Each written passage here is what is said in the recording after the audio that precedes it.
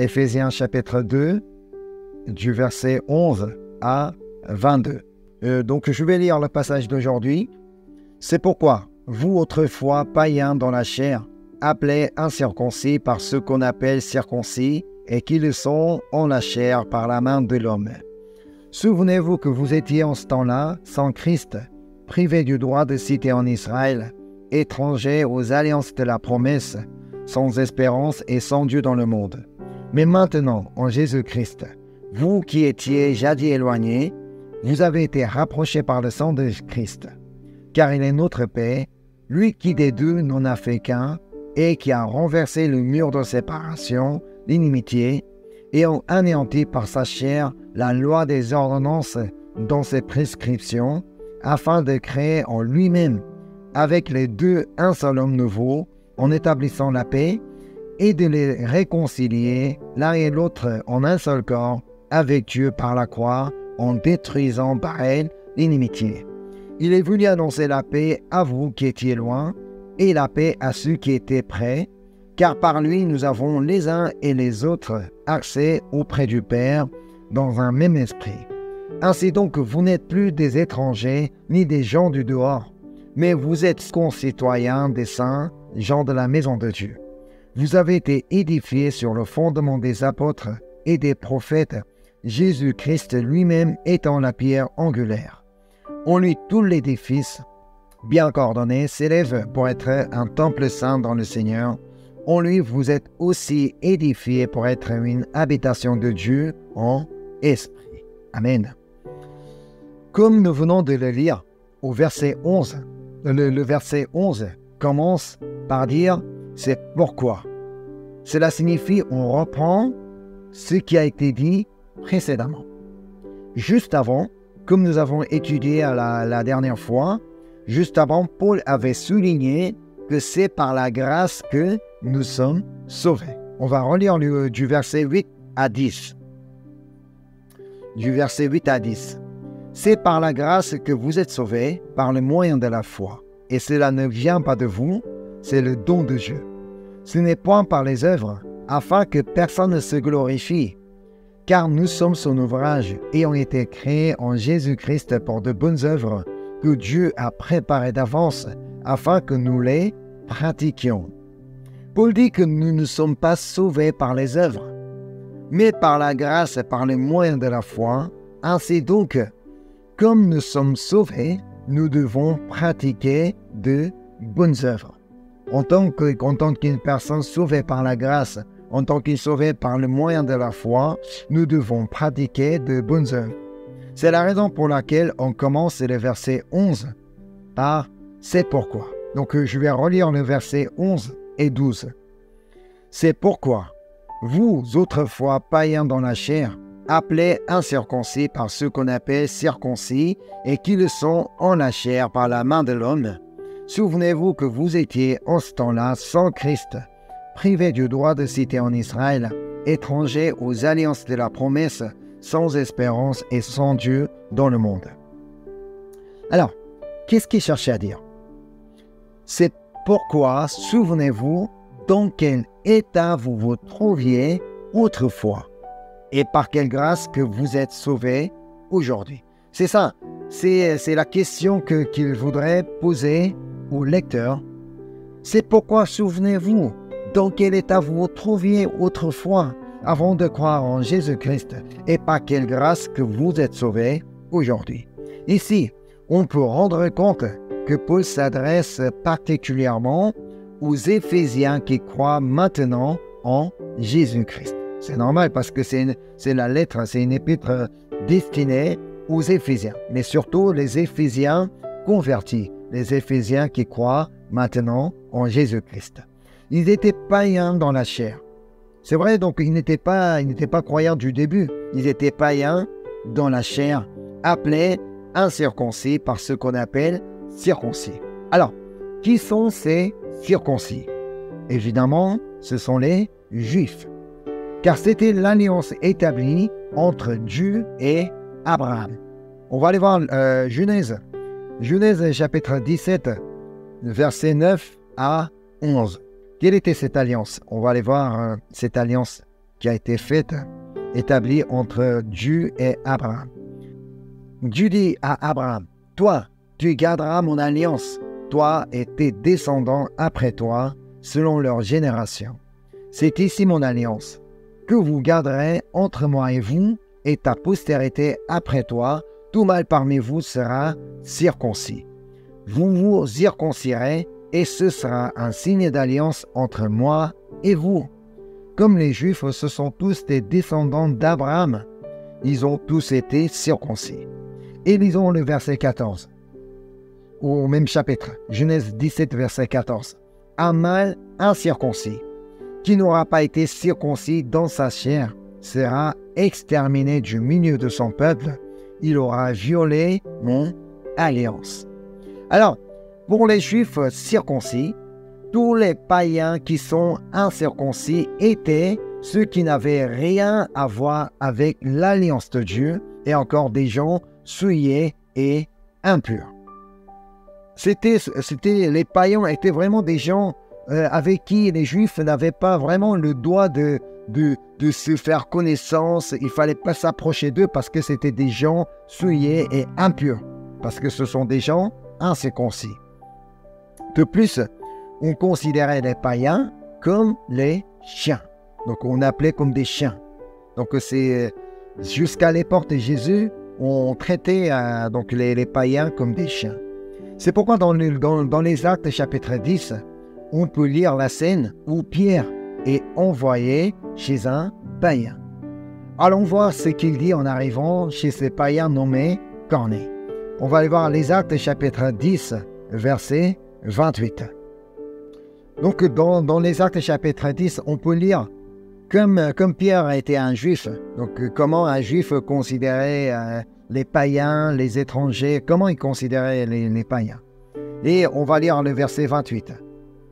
« Vous savez, leur dit-il, qu'il est défendu un juif de se lier avec un étranger ou d'entrer chez lui, mais Dieu m'a appris à ne regarder aucun homme comme souillé et impur. » Pour Pierre, qui était juif et circoncis, c'était pour la première fois où il a fréquenté un païen parce que Dieu l'a appris à ne regarder aucun homme comme souillé et impur. Mais jusqu'à ce jour-là, tous les païens incirconcis n'étaient que des gens souillés et impurs pour Pierre. Pierre ne cherchait pas à fréquenter les païens, donc il ne cherchait pas à fréquenter les étrangers, parce que jusqu'à ce jour-là, tous les païens, tous les incirconcis n'étaient que des gens souillés et impurs. C'est pour cela Paul dit ainsi au verset 12 du texte aujourd'hui sur les Éphésiens. On va retourner au texte aujourd'hui, Éphésiens chapitre 2, verset 12. Paul démontre aussi comment il considérait les païens. Éphésiens chapitre 2, verset 12. Je vais lire. « Souvenez-vous que vous étiez en ce temps-là sans Christ, privés du droit de cité en Israël, étrangers aux alliances de la promesse, sans espérance et sans Dieu dans le monde. » Et c'était exactement pareil pour nous, avant qu'on croie en Jésus, avant qu'on devienne chrétien. Quand on était sans Christ, on était aussi privé du droit de cité en Israël et on était étranger aux alliances de la promesse, sans espérance et sans Dieu dans le monde. Mais, depuis qu'on croit en Jésus, depuis que nous avons cru en Jésus et puis depuis que nous sommes devenus chrétiens, un grand changement a eu lieu dans notre vie. C'est ce que Paul explique à partir du verset 13. Je vais lire le verset 13. « Mais maintenant », ça c'est vraiment très fort, « mais maintenant », peu importe notre passé, « mais maintenant, en Jésus-Christ, vous qui étiez jadis éloignés, vous avez été rapprochés par le sang de Christ. Vous qui étiez païens, mais maintenant, en Jésus-Christ, vous êtes rapprochés par le sang de Christ. » Avant Jésus, il fallait absolument le sang des animaux pour la rémission des péchés en offrant des sacrifices selon la loi prescrite. Selon la loi qui est prescrite dans Deutéronome, tout ça. Donc, on explique exactement comment il fallait offrir des sacrifices pour la rémission des péchés. C'est ce que dit Hébreux chapitre 9, verset 22. Et presque tout, d'après la loi, est purifié avec du sang, et sans effusion de sang, il n'y a pas de pardon. Il fallait absolument couler le sang des animaux pour le pardon. Mais maintenant, depuis que Jésus-Christ est venu au monde, depuis que Jésus a donné sa vie, depuis qu'il a coulé son sang sur la croix, nous n'avons plus besoin d'offrir des sacrifices comme il faisait auparavant, mais nous n'avons qu'à croire en lui pour la rémission des péchés et pour se rapprocher de Dieu. C'est l'un des plus grands changements qu'il y a eu dans notre vie. Depuis que Jésus-Christ est venu au monde, aujourd'hui, aucun chrétien n'offre des sacrifices en tuant des animaux. Non, depuis que Jésus-Christ est venu au monde, depuis que Jésus a coulé son sang, nous n'offrons plus des sacrifices. Mais parce qu'il nous suffit de croire en Jésus pour la rémission des péchés et pour se rapprocher de Dieu. C'est pour cela Paul dit au verset 14 du texte aujourd'hui, du verset 14 à 16. « Car il est notre paix, lui qui des deux n'en a fait qu'un, et qui a renversé le mur de séparation, l'inimitié, ayant anéanti par sa chair la loi des ordonnances dans ses prescriptions, afin de créer en lui-même avec les deux un seul homme nouveau, en établissant la paix, et de les réconcilier l'un et l'autre en un seul corps avec Dieu par la croix, en détruisant par elle l'inimitié. » Avant de croire en Jésus, on avait un mur de séparation entre Dieu et nous. À cause de notre inimitié, on ne pouvait aller vers Dieu. On ne pouvait aller au royaume des cieux. On ne pouvait être sauvé à cause de notre péché. Mais vous savez ce qui s'est passé au jour où Jésus est mort sur la croix. On va aller voir l'évangile de Marc, chapitre 15, verset 38. On va aller voir ce qui s'est passé exactement au moment où Jésus est mort sur la croix. Je vais lire. Le voile du temple se déchira en deux, depuis le haut jusqu'en bas. Le voile du temple représentait la séparation entre Dieu et homme. La seule personne qui avait le droit de passer au-delà du voile était le souverain sacrificateur. Encore lui, il ne pouvait y passer, y affranchir une fois par an, pour la rémission des péchés de toute l'humanité. Car c'est là qu'on trouvait l'arche de l'alliance ou la présence de Dieu manifestée. Donc derrière le voile, on trouvait l'arche de l'alliance. Alors même un souverain sacrificateur ne pouvait y accéder sans la rémission des péchés. Donc s'il avait un péché, il ne pouvait pas affranchir le voile. Et on va aller voir Exode chapitre 26, verset 33. Je vais lire. Tu mettras le voile au-dessus des agrafes, et c'est là, en dedans du voile, que tu feras entrer l'arche du témoignage. Le voile vous servira de séparation entre le lieu saint et le lieu très saint. Dans ce lieu très saint, seul le souverain sacrificateur n'avait le droit d'y accéder. Si quelqu'un d'autre y accédait, comme c'était le lieu très saint, on mourrait tous. Et encore, l'arche de témoignage qu'on dit ici est aussi appelé l'arche de l'alliance. C'était l'arche de l'alliance que les Israélites portaient pour passer le désert pour arriver jusqu'au pays de Canaan. Selon Hébreux chapitre 9, verset 4, dans l'arche de l'alliance, on trouvait un vase d'or contenant la manne qu'ils avaient ramassée dans le désert, et la verge d'Aaron qui avait fleuri. Ça veut dire Dieu a montré comme quoi Dieu a choisi Aaron. Et encore les tables de l'alliance sur lesquelles sur lesquels on avait Dieu avait prescrit les 10 commandements. Et encore comme je viens de dire, personne n'avait le droit d'aller au-delà de voile, sinon c'était la mort. Pourtant, le jour où Jésus est mort sur la croix, le voile du temple qui séparait entre le lieu saint et le lieu très saint s'est déchiré en deux. Ça veut dire c'était ouvert pour tout le monde. C'est la raison pour laquelle nous n'avons plus besoin du souverain sacrificateur, une personne, un médiateur pour passer, pour aller vers Dieu.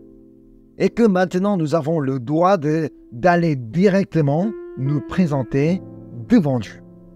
C'est ça, c'est la signification, le moment où Jésus est mort sur la croix, le voile qui séparait entre le lieu saint et le lieu très saint a été déchiré en deux. Ça veut dire le chemin est ouvert.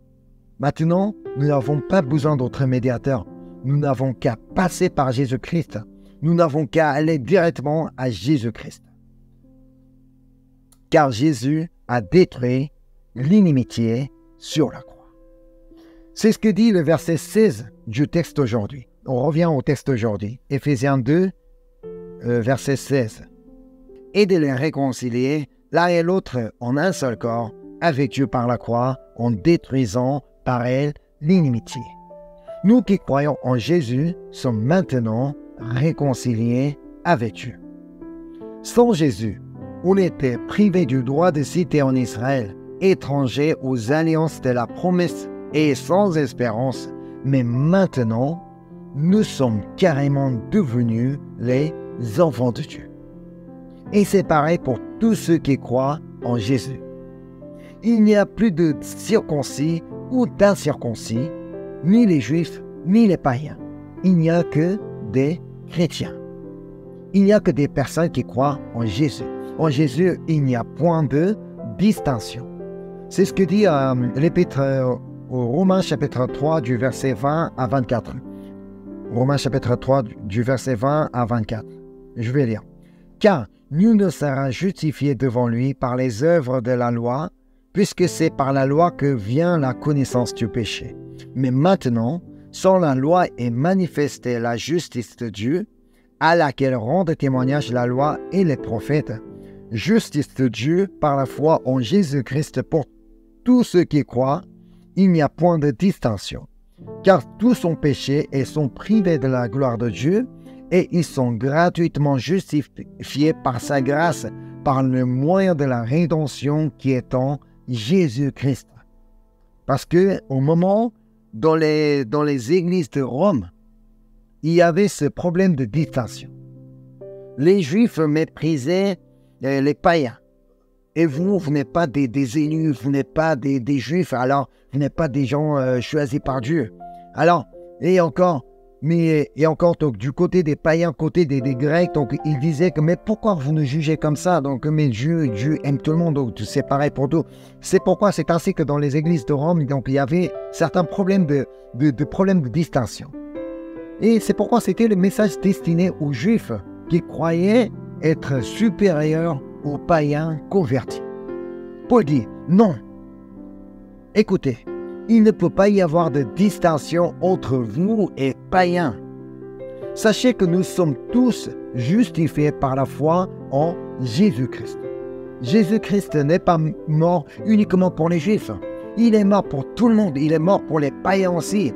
Devant Dieu, nous sommes tous égaux. Dieu nous aime tous. Jésus-Christ est mort pour nous tous. Jésus a coulé son sang pour nous tous. Il n'y a pas de distinction. C'est pourquoi Paul dit au verset 17 et 18, donc on revient au texte aujourd'hui, Éphésiens chapitre 2, versets 17 et 18. Je vais lire. Il est venu annoncer la paix à vous qui étiez loin et la paix à ceux qui étaient près. Ça veut dire donc, il a annoncé la paix aux païens et aux juifs. Car par lui, nous avons les uns et les autres accès auprès du Père dans un même esprit. Jésus n'est pas venu annoncer la paix uniquement aux Juifs, mais aussi aux païens. à tout le monde, parce qu'il veut que tous les hommes soient sauvés et parviennent à la connaissance de la vérité. Jésus-Christ est venu au monde et il est mort pour tout le monde, parce qu'il veut sauver tout le monde. Il veut même ceux qui ne croient pas encore en lui soient sauvés. Moi, personnellement, j'aime beaucoup appeler les gens de d'autres religions. Ce sont des gens qui ne croient pas encore en Jésus. Les musulmans, les bouddhistes, les hindous, même les sectes, même ceux qui croient des dieux, des petits idoles, tout ça.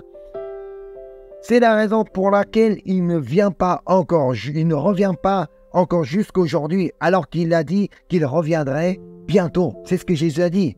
Jésus a dit à ses disciples, à ceux qui l'écoutaient, moi je reviendrai bientôt. Mais alors qu'il y a 2000 ans se sont écoulés, Jésus-Christ n'est pas encore revenu. C'est parce que, on va aller regarder à l'évangile de Jean chapitre 3 verset 16. Car Dieu a tant aimé le monde qu'il a donné son Fils unique, afin que quiconque croit en lui ne périsse point, mais qu'il ait la vie éternelle. Jésus est venu sur la terre afin que quiconque croit en lui, pas uniquement les Juifs, pas uniquement certains que Dieu a choisis. Non, quiconque croit en lui ne périsse point, mais qu'il ait la vie éternelle. Alors, nous ne devrions jamais dire, oh non, mais cette personne-là, lui, il ne méritait pas le royaume de Dieu. Il méritait l'enfer. Là, franchement, donc je peux aimer tout le monde, mais pas lui, sauf lui. Non, mais lui, il ne doit pas être sauvé. Il doit absolument être anéanti, donc il doit être jeté à l'enfer. Même Jésus, il ne lui pardonnera pas. Non, il ne faudra jamais dire ça. On va aller regarder deuxième épître de Pierre, chapitre 3, verset 9. Le Seigneur ne tarde pas dans l'accomplissement de la promesse, comme quelques-uns le croient, mais il use de patience envers vous, ne voulant pas qu'aucun périsse, mais voulant que tous arrivent à la repentance. Amen. Donc, nous devons annoncer l'évangile à tout le monde sans faire distinction, sans aucune exception. Nous devons aussi prier pour tout le monde.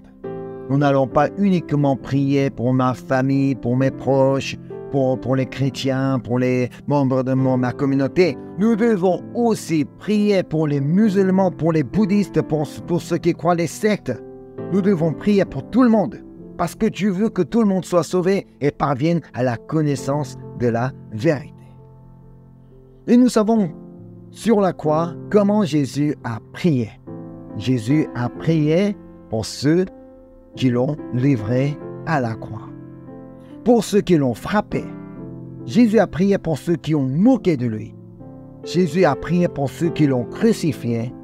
Jésus a prié pour ceux qui l'ont trahi. Donc on va aller voir l'évangile de Luc, chapitre 23, verset 34. Voici comment Jésus a prié sur la croix.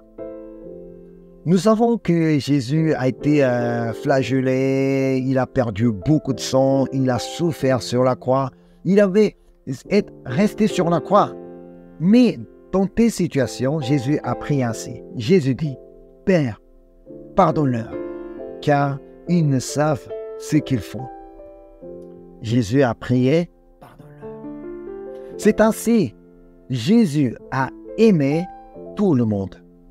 Et il aime encore, et il aimera pour toujours.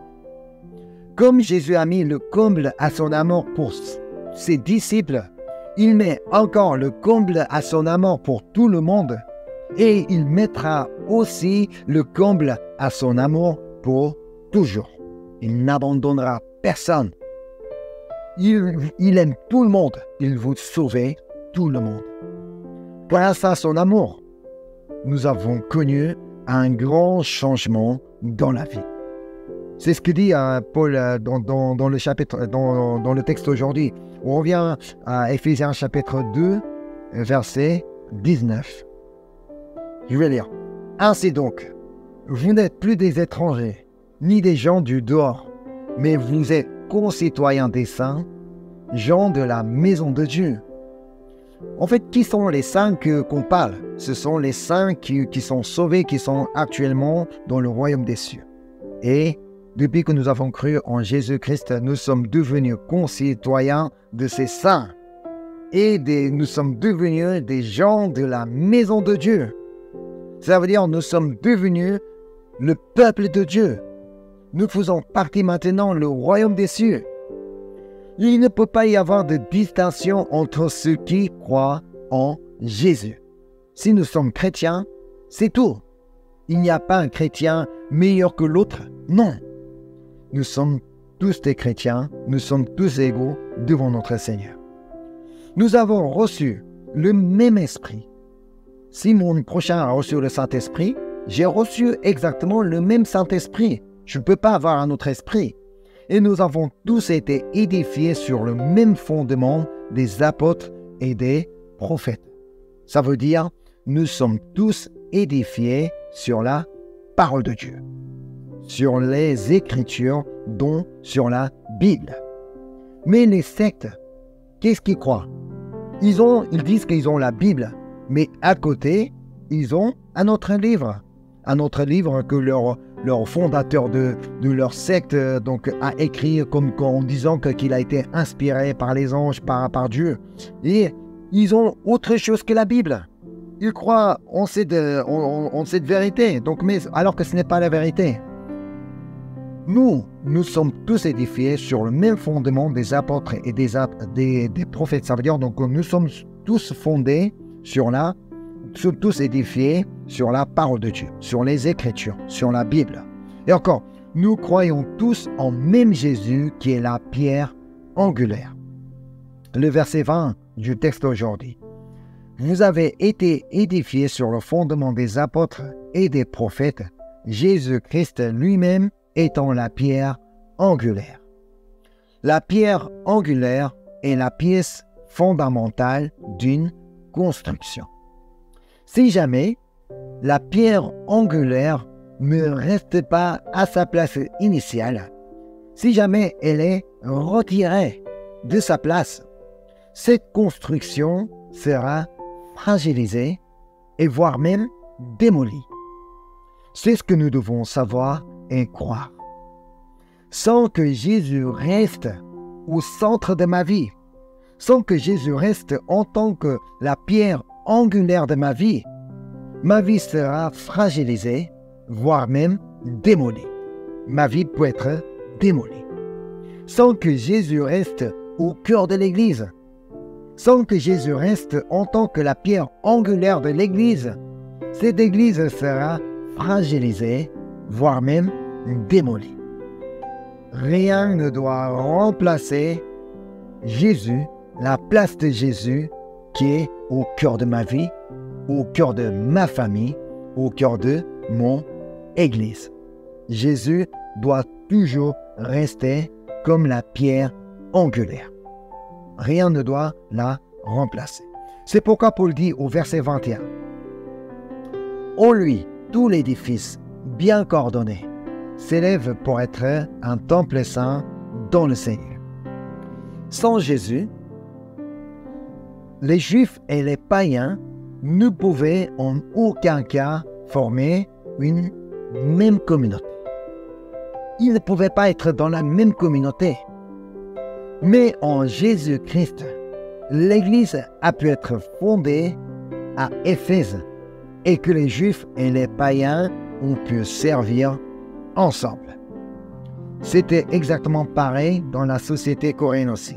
En arrivant, lorsque l'Évangile est arrivé, alors que la société coréenne était toujours une société hyper hiérarchisée. Alors les hommes et les femmes étaient vraiment séparés, le maître et les serviteurs comme des esclaves, tout ça. Alors qu'on n'imaginait pas donc les hommes, les femmes, les maîtres et les serviteurs dans un même endroit. Mais lorsque la police a découvert que il y a une religion est venue de l'étranger. Alors il y a des gens qui croient en Jésus, tout ça, donc il faut absolument les arrêter. Alors, ils sont arrivés dans la maison, dans l'église de maison. Lorsqu'ils ont ouvert la porte, ils ont été surpris. Les policiers étaient surpris. Parce que dans cet endroit-là, les hommes et les femmes, les maîtres et les serviteurs se trouvaient dans un même lieu. Parce qu'ils croyaient. Parce que ces gens qui se sont rassemblés ce jour-là, ils savaient qu'en Jésus-Christ, qu'ils étaient tous égaux. Mais c'est ça. Si c'est grâce à Jésus-Christ, c'est en Jésus-Christ, c'était pareil à Éphèse, l'Église a pu être fondée. Partout, c'est pareil dans le monde entier. En Jésus-Christ, non seulement le mur de séparation entre Dieu et homme est renversé, mais aussi le mur qui séparait entre les Juifs et les païens a été renversé. Ainsi, les disciples de Jésus, on peut devenir les témoins de Jésus-Christ à Jérusalem, dans toute la Judée, dans la Samarie et jusqu'aux extrémités de la terre. Si jamais ce mur de séparation entre les Juifs et les païens n'a pas été renversé, les disciples de Jésus, ils n'auraient jamais pensé à aller au-delà de la Judée. Parce que dans la Samarie, il n'y a que des païens. Au-delà de Samarie, il n'y a que des païens partout. Ils n'auraient jamais pensé à aller annoncer l'évangile jusqu'aux extrémités de la terre. Et cela a été possible parce qu'ils ont été édifiés pour être une habitation de Dieu en esprit. Ça veut dire donc parce que le Saint-Esprit habitait en eux. Le verset 22. En lui, vous êtes aussi édifiés pour être une habitation de Dieu en esprit. Voilà, donc depuis que le Saint-Esprit est venu habiter en eux, ils ont pu être un en Jésus-Christ. Parce que c'est le Saint-Esprit qui les a unis, c'est le Saint-Esprit qui nous unit aujourd'hui. En fait, en Jésus-Christ, nous sommes bénis de toutes sortes de bénédictions spirituelles. C'est ce que nous devons savoir aujourd'hui. C'est le message que Paul envoie aux Éphésiens. En Jésus-Christ, nous sommes bénis de toutes sortes de bénédictions spirituelles. Sans Jésus, on était étrangers aux alliances de la promesse. Ça veut dire, on était loin des alliances de la promesse. Toutes les bénédictions dites dans la Bible, dans les Écritures, ça ne nous concernait pas sans Christ. Mais maintenant, depuis que nous croyons en Jésus-Christ, nous sommes rapprochés par le sang de Christ. Donc nous ne sommes plus étrangers aux alliances de la promesse et que nous sommes rapprochés aux alliances de la promesse. Ça veut dire que toutes les promesses écrites dans la Bible sont les miennes. Alors toutes les alliances me concernent. Ce n'est pas uniquement aux Juifs, mais toutes les paroles écrites dans la Bible, et ça me concerne parce que je crois en Jésus-Christ et que je suis rapproché par le sang de Christ. Et nous sommes devenus les gens de la maison de Dieu. Plus précisément, nous sommes devenus les enfants de Dieu. Nous avons maintenant ce privilège de pouvoir demander quoi que ce soit à notre Père céleste. Avant, sans Christ, on ne pouvait pas demander. Mais depuis que nous avons cru en Jésus-Christ, au nom de Jésus-Christ, nous pouvons tout demander à notre Père. Et encore, nous sommes devenus une habitation de Dieu en esprit. En fait, si le Saint-Esprit habite en moi, ça veut dire que tout ce qui est en lui, sa puissance, son intelligence, sa sagesse, ses capacités de conseil, tout ça, ça veut dire que cet esprit-là, il est en moi. Tout son pouvoir est devenu le mien. Alors, comme a dit, le Saint-Esprit est la puissance de Dieu. La puissance de Dieu habite en moi. Alors, moi-même tout seul, je ne pourrais pas faire grand-chose. Mais comme le Saint-Esprit habite en moi, comme je suis devenu une habitation de Dieu en esprit, je puis tout par celui qui me fortifie. Ça veut dire donc que je peux vraiment tout faire en Jésus-Christ. Rappelons-nous toujours par quelle grâce nous sommes sauvés. Il ne faut jamais oublier par quelle grâce nous sommes sauvés. Et que nous sommes bénis de toutes sortes de bénédictions spirituelles en Christ. Il ne faut pas chercher des bénédictions matérielles, des bénédictions dans le monde, non. Nous sommes déjà bénis de toutes sortes de bénédictions spirituelles en Christ. Ainsi, nous pourrons continuellement rendre grâce en toutes circonstances, malgré les persécutions, malgré les difficultés, malgré les problèmes. On pourrait, si nous reconnaissons que nous sommes bénis de toutes sortes de bénédictions spirituelles en Christ, nous pourrons continuellement rendre grâce parce que nous savons tout ce que notre Père a réalisé en Christ dans notre vie. Amen. Je vais prier. Merci Seigneur. Merci Seigneur Jésus-Christ, parce que tu es venu sur la terre, parce que tu es mort pour moi. C'est grâce à toi que je suis pardonné. C'est grâce à toi que j'ai la vie éternelle maintenant. Seigneur, merci. Et je veux toujours me rappeler par quelle grâce que je suis sauvé. Et que je voudrais toujours me rappeler que je suis déjà béni de toutes sortes de bénédictions en toi, Seigneur. Je voudrais continuellement te rendre grâce en toutes circonstances, comme Paul a fait, alors que Paul était en prison. Mais il t'a rendu grâce. Il t'a béni, Seigneur. C'est ainsi que je voudrais te bénir en toutes circonstances. Et je voudrais aussi te remercier en toutes circonstances parce que tu as déjà fait beaucoup de bonnes choses dans ma vie et parce que tu m'as déjà béni de toutes sortes de bénédictions. Merci encore une fois pour tout ce que tu as fait dans ma vie. Merci pour tout ce que tu vas faire dans ma vie.